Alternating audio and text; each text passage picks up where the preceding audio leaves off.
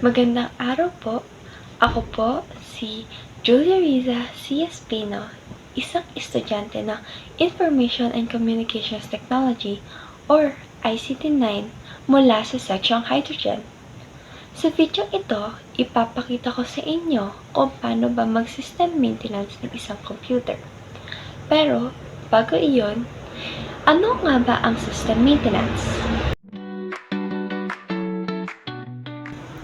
Ang system maintenance ay ang continuous activity of ensuring that a system, software, and company's infrastructure runs smoothly and efficiently. Kino-cover nito ang regular inspections, maintenance, and repairs.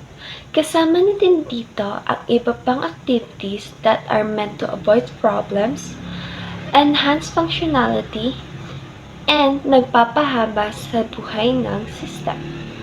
Ang system maintenance ay nag-lower ng downtime, nagle-lessen sa mga hindi inaasahan na repairs and failures, at nakakatulong upang mag-prevent ng malfunctions. Isipin natin ang system maintenance ay parang ating mga monthly checkups. Ang computer ay dapat lagi nating chine-check up every 3 to 6 months. Ang software nito, dapat nating ito ino-optimize or mini-maintenance every 3 months. Habang ang hardware naman ito, kailangan natin ito nililinis every 6 months. Upang masigurado ang magandang performance, security, at lifespan ng parehong software and hardware ng iyong computer.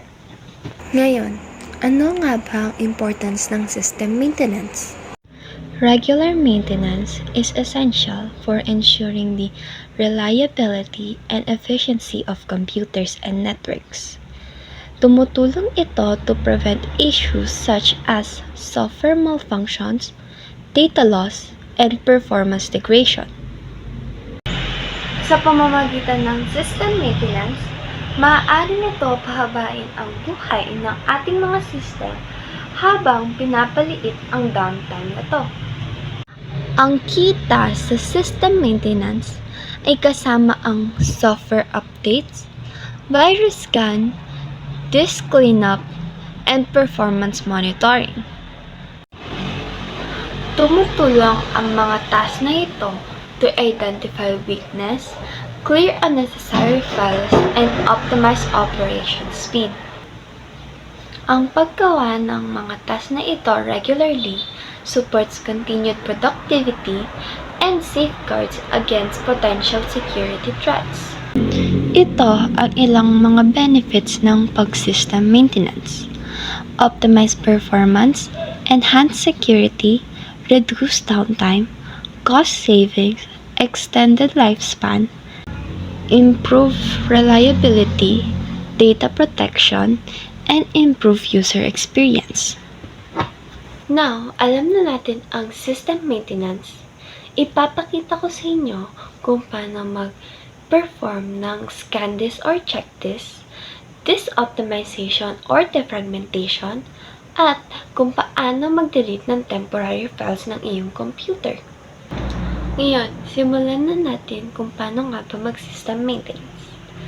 Ang una natin gagawin ay ang scan disk or check disk. Pero, ano nga ba ang check disk? Ang scan disk o kilala ding check disk ay isang Windows utility na nag-check at nagre-repair ng file system errors sa hard drive. Ina-ensure nito ang integrity ng iyong data at overall health ng iyong system.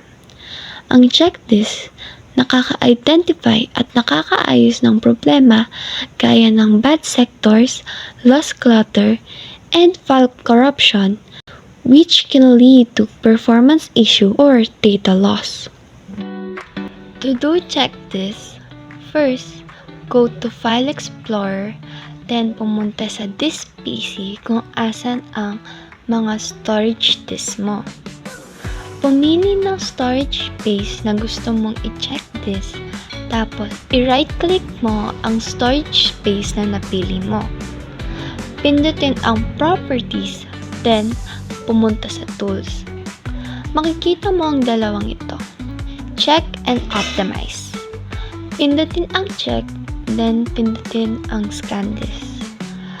Maghintay lang hanggang sa pag-scan nito ay matapos. Ang prosesong ito, nag-i-scan ng iyong hard drive for various errors, including logical errors, like damaged file system entries, and physical errors, like bad sectors on the disk.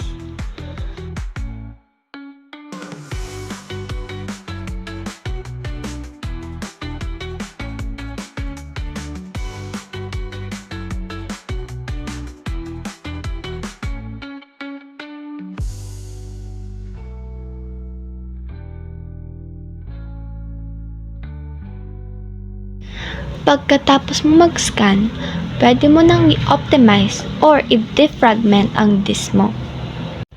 Pero bago natin i-defragment or i-optimize ang ating mga disk, ano nga ba ang defragmentation? Defragmentation is the process of reorganizing fragmented data on a disk to improve access speed and efficiency. Tools like the built-in window defragment and optimize drive helps to consolidate fragmented files. Performing defragmentation regularly can lead to faster file retrieval times and smoother operation of applications. To perform defragment, pumunta sa search bar and i-search ang control panel.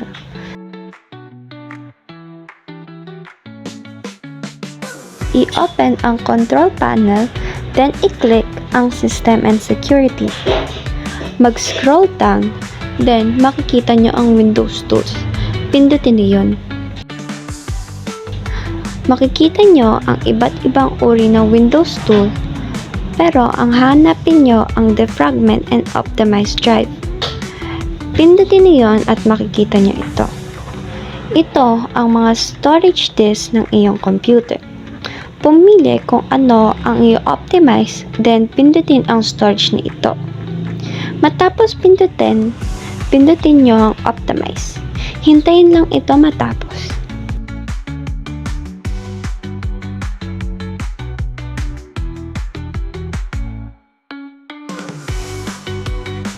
At pagkatapos nito, i-close na ang mga tab.